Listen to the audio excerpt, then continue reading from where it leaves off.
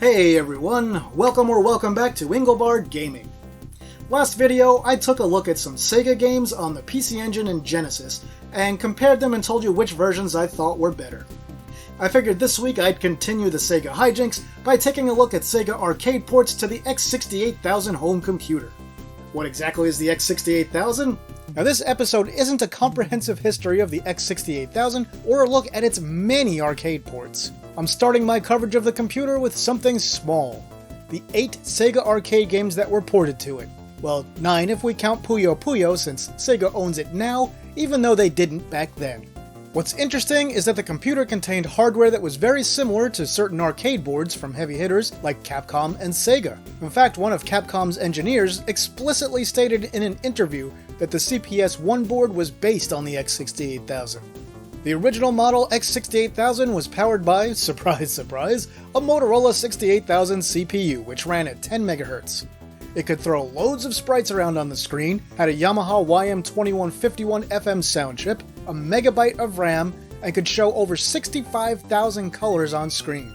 But one thing it didn't have? Hardware sprite scaling or rotation capabilities. The X68000 is well known these days for a few high-profile and near-perfect arcade ports. And sure enough, there are quite a few very impressive games on the system considering when it hit the market. But bear in mind that this $3,000 at the time computer in its lifetime only sold about 150,000 units, so most people never experienced those games when they were new.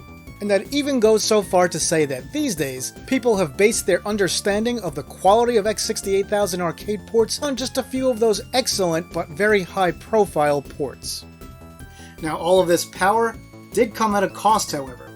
The X68000 debuted at $3,000 in 1987. In 2022 money, adjusted for inflation, that's over $7,000. Now this video is going to be a little bit different from the one I did last week, in that I'm not going to show you two versions and just pick a winner and say one's definitively better. Instead, I'm just basically going to show you the arcade version, and then the X68000 version next to it, so you can see how good a job they did porting the arcade game to the X68000.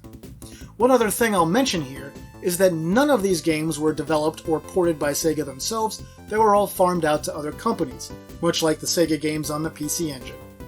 Also, these will all be in alphabetical order, as they were in the last video if you didn't catch that. Alright, let's get on with it. We begin with Afterburner II. That's the arcade game on the left and the X68000 port on the right. As you can see, in this first game, the X68000 version isn't even remotely close to the famous Superscaler game, and this shouldn't come as too much of a surprise considering the computer's lack of hardware scaling and rotation for sprites. The ground in the Sharp computer version is less populated than the arcade game, and has a smaller variety of objects. The frame rate is about half of the arcade game in most scenes, but not quite all. And the developers also went with an awful dithered pattern for the smoke trails in this version that really just looked bad. And yeah, they would have looked a little better on a CRT, but still not like a real transparency. What it does do well is the music, which sounds very close to the arcade game, but definitely isn't perfect. That's one thing that I've always found a little weird about X68000 games. It uses the same Yamaha YM2151 chip as most of Sega's and Capcom's and some others 16-bit arcade games of the era, but often some instruments on it sound a little different than the original arcade versions. Back to Afterburner, I've got to say that I found this version of the game to be a minor disappointment. It only looks slightly better than the Genesis version of the same game. And there's a reason for that. Both the X68000 and Genesis ports of Afterburner II were developed by the same company, Dempa. It's still head and shoulders above the ports to Western computers and the 8-bit games, so don't misunderstand me here, it's not a bad game or anything. I just expected something a little beefier from this very powerful computer. When all is said and done, it's alright, but you wouldn't want to buy a $3,000 computer in 1987, or when this game came out in 1989, to play a version of Afterburner that looks like this. Next up we have Alien Syndrome. Now this game is right in the X68000's wheelhouse. Arcade Alien Syndrome was on sort of an early version of what will become Sega's System 16 board. It has a lot of the same components as the X68000. Because of that, when it comes to graphics and sound, the X68000 version of the game is, well, pretty much perfect. This is the kind of thing you wanted to see on the old X68K. Yeah, Alien Syndrome is a pretty simple game technically, but it's still an impressive port. For some reason, the developers decided to swap the order of the first and second bosses, and I have no idea why. It mars what would otherwise be a pretty much perfect port of the arcade game. Also, the second boss is tougher than the first, as you'd expect, so placing it at the end of the first level kind of disrupts the difficulty curve of the entire game. Besides that strange choice, everything else about the X68000 Alien Syndrome is positive. It even has more options than the arcade version and lets you do something crazy the arcade version doesn't. Continue your game. The only other thing worth pointing out is that the X68000 Alien Syndrome was released in 1992, so this came out 5 years after the original arcade version. I think there's a bit of a misconception that these X68000 arcade ports all came out roughly around the same time as the arcade games, but for many, they appeared 1, 2, 3, 4, and 5 years later. Here's Bonanza Brothers, a game that I have to try really hard to care about. The original arcade Bonanza Brothers ran on Sega's System 24 arcade board, which, as you've probably guessed, was a bit more advanced than the System 16. Bonanza Brothers boasted a higher resolution than most other games of the time, and incorporated subtle sprite scaling as characters moved into and out of the background. The high-resolution, ultra-clean look of the game definitely gave it some uniqueness and helped it stand out visually from other arcade games at the time. As you can see, this is another game that fares very well on the X68000. The computer was capable of much higher resolution graphics than the game consoles of the time, so we ended up with something that, in terms of resolution and color, is pretty much spot on when compared to the original. The only thing that's really cut from this version is the arcade game's sprite scaling. And that scaling was so subtle in the arcade game that I bet most people didn't even notice it. If you're wondering how this version of Bonanza Brothers compares to the Genesis and PC Engine CD ports, well, it's better than both of those in every way. It especially trounces them when it comes to color. So obviously I'm not a big fan of this game, but if you wanted to play the best version of Bonanza Brothers possible on either a game system or home computer at the time, this was absolutely it. Good job, there's no need to linger on this one, so let's move on. Now we have to talk about columns. Sweet merciful crap, what have they done to columns on the X68000? But let's not get ahead of ourselves here. We've got the arcade version on the left, which runs on hardware that's practically identical to the Sega Genesis / Mega Drive. It looks and sounds nice enough for a simple falling block puzzle game. The Genesis version was pretty much exactly the same as the arcade version, as you may have expected. On the right, we have the X68000 port. It's one of those ports that makes you wonder exactly what drugs the developers were on. I mean, come on! Who thought it was okay to release a game in this state? Let's go over the positives first. The X68000 version is higher resolution than the arcade or home versions at the time, you can select a few different gem tile sets, and the game still plays well enough. Negatives? Literally everything else. This game is so ugly that it was born the doctor slapped its mother.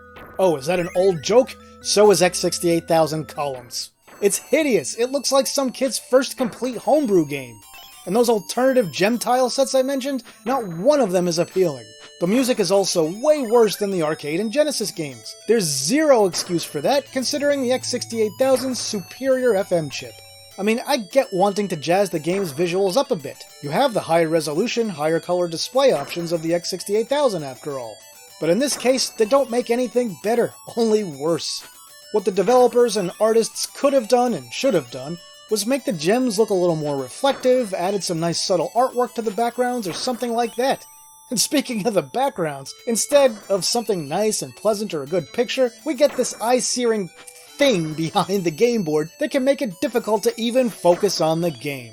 Anyone involved in subjecting the world to this version of Columns in 1991, you owe everyone an apology. Next up, Fantasy Zone. This should help us forget that whole Columns affair. Fantasy Zone originally debuted as a System 16 arcade game. As you can see on the left, it looked pretty nice considering when it came out. It was colorful, had parallax scrolling, and loads of cute enemies all over the screen. When the arcade game debuted, none of the 8-bit consoles available at the time would have been able to accurately reproduce its graphics or sound.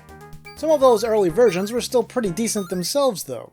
Now thankfully, this is another one of the ports which is very faithful. Everything about it is really close to the arcade game on which it is based. This one came out in 1989, so it was a few years after the original, but fans of the original Fantasy Zone would have definitely been pleased with this version of the game. Of all the games we've looked at so far, this one is the most accurate and the closest to arcade perfect. They really did a great job with X68K Fantasy Zone. You might notice some tiny discrepancies in the way it sounds compared to the arcade game if you listen closely. But they're so minor that I almost feel bad about pointing them out, but they are there. X68000 Fantasy Zone also adds a few little nice secrets and silly bonuses that aren't present in the other versions of the game. One of those is even a fun little call out to Space Harrier.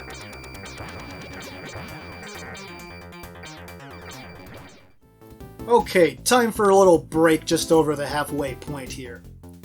So, as you can see, the X68000 had great capabilities and was very powerful for the time that it came out. Even so, that doesn't mean that every game that came to it was a perfect or near-perfect arcade port. And in fact, when we're talking about games that use scaling and rotation hardware in the arcade, because the X68000 lacked that hardware, you were never going to see perfect ports of those. But, very often, they managed to get pretty close. And we'll see some of that as we look at this next batch of games. Alright, we'll kick off the second half of the video with Puyo Puyo. Yeah, this game is from Compile originally, but Sega owns it now, and the original ran on arcade hardware based on the Genesis, so because of those two things combined, here it is.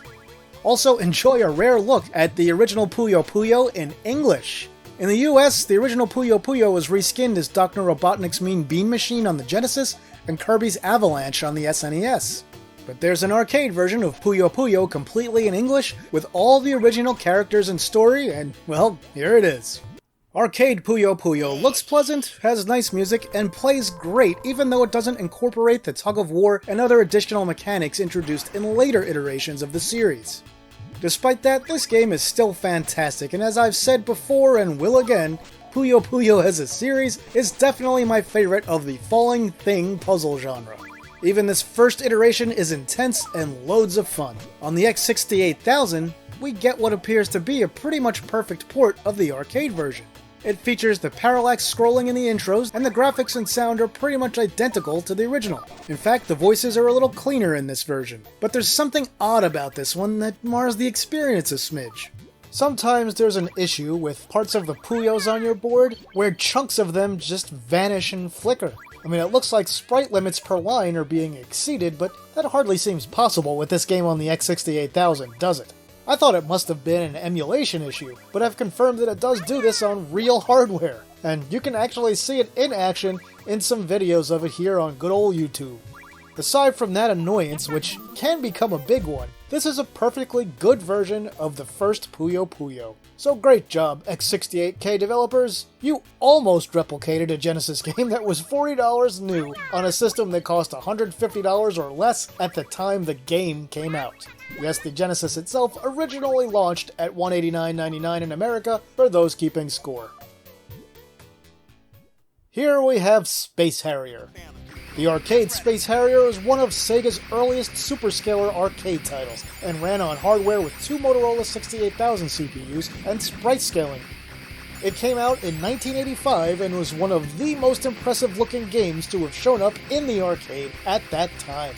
The console and computer hardware that was available back then was nowhere near up to the task of giving us a near-perfect arcade Space Harrier experience, and we would not see a near-perfect port of this game until it released on the Saturn. The 32X version, that some people might bring up, actually has a lot of issues where the frame rate drops and runs a lot lower than the arcade games at various points. Anyway, in the arcade version, we have the distinctive checkerboard floor, and sometimes ceiling, super fast and smooth scaling effects, loads of stuff on screen, some clear digitized voices, and of course a great iconic soundtrack. The X68000 version would have been pretty impressive for its time of release in 1987, and easily the best version you could play on a home system or computer at that time. Having said that, it does have its share of sacrifices. The checkerboard floor is the first visual casualty. I mean, come on, even the lowly Spectrum managed to include the checkerboard floor. Next, it doesn't have quite as much going on at any given moment as the arcade game. It also suffers from regular bouts of momentary slowdown. They've managed to do a pretty good job at simulating the scaling effect from the arcade game, but it definitely isn't as smooth as the original. On the sound front, the music is very good in this version and very close to the arcade game's original iconic soundtrack. There is an issue, however, with sound effects cutting out, and this can actually affect gameplay at certain times, since you can't always hear the little blips and jingles indicating when an enemy spawns. X68000 Space Harrier also has a few extras, including the boss Haya-O that had been added to the Sega Master System version of the game. Now, you may notice the X68000 version looks surprisingly like the PC Engine port of Space Harrier I covered last time. Allow me to solve that mystery for you by informing you that both versions were developed by Dempa. Now, I haven't seen any contemporary reviews for the X68000 version of Space Harrier, so I don't know how well received this game was back in the day. I tried to hunt some down and didn't have any luck. I mean, this is a game where I could really see people going either way. It's well done considering the computer's capabilities, but it's definitely missing some of that arcade magic. Next on the agenda is Super Hang-On. It was another Superscaler arcade game, and they were even nice enough to put the word Super right there in the title. The arcade original on the left was a big improvement over the first Hang-On. It looked, sounded, and handled way better. It also added the nitro boost to let you zip down those straightaways at intense speeds while dodging other racers like a madman. Super Hang-On is a bit unusual in that this game actually has a lot of really well done home ports.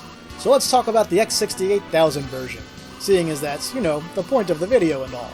It looks surprisingly close to the arcade original, and is by far the most successful of the Superscaler ports.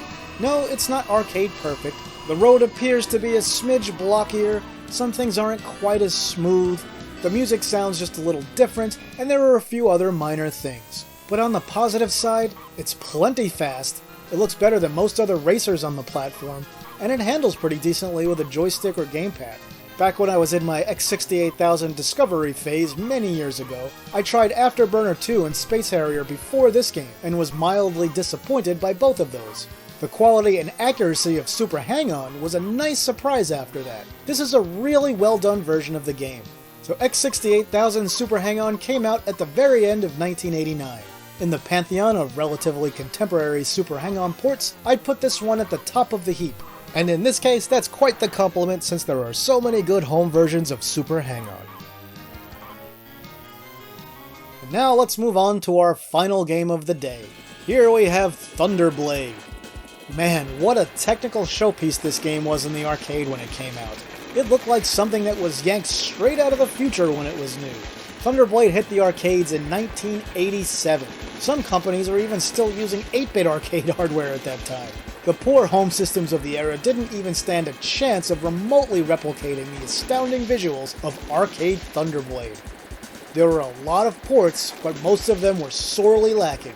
As you can see, the X68000 actually got a port that was pretty damned impressive. It certainly doesn't match the silky smooth majesty of the arcade game, but it was far and away the best home port at the time of its release. It includes stuff missing from other contemporary home versions. First off, it actually includes the overhead scenes, and it also lets you adjust your height so you can zoom in and out just like the arcade game. Also, it lets you control your speed in both the overhead and third-person scenes. And for a system with zero hardware scaling capabilities, the developers sure managed to make the scaling look very impressive in this one. In fact, I'd say Thunderblade is the most impressive game in this entire video, even though it's not the most arcade-accurate game featured here today. Now, I do have to mention that Thunderblade on the X68000 falters a bit in the gameplay department. It's much harder to shoot down enemies in this version of the game, particularly with your missiles.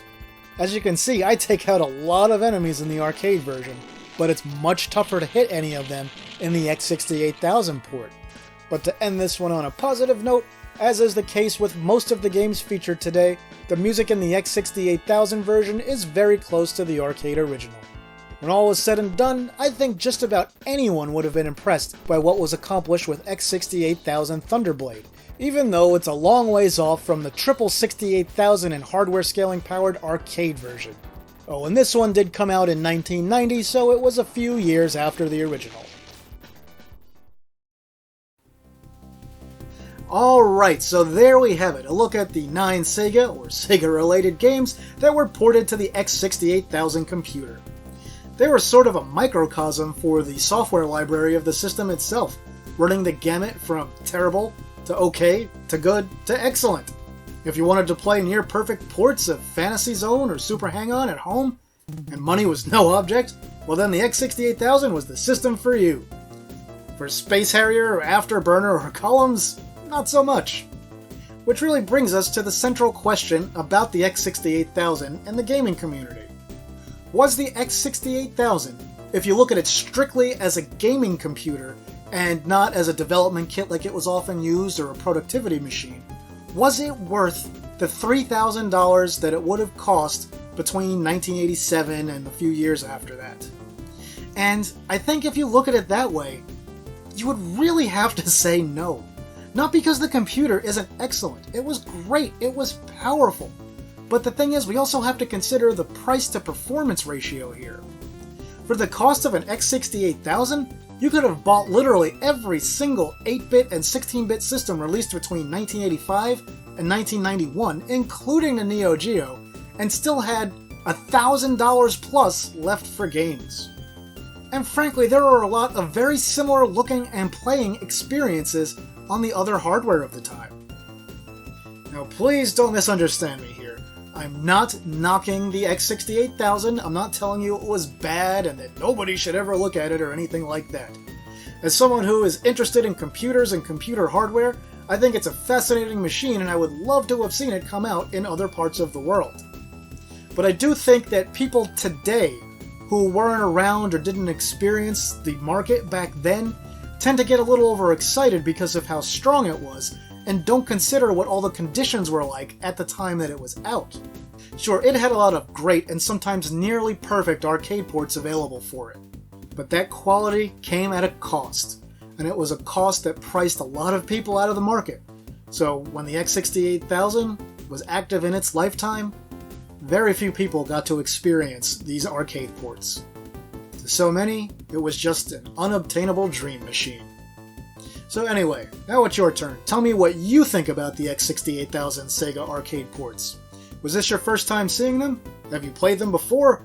Are you one of the lucky few who have an X68000 that's still in working order and some big box games for it?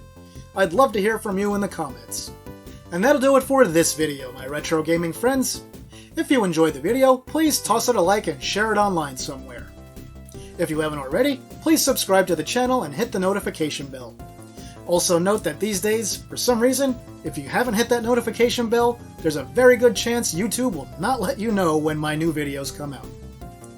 If you enjoy this video a lot and want to help support my work on Patreon or Ko-fi, you can do that now, and the links are at the end of the video and down below in the description. With that, I'll say thanks for watching, and see me later.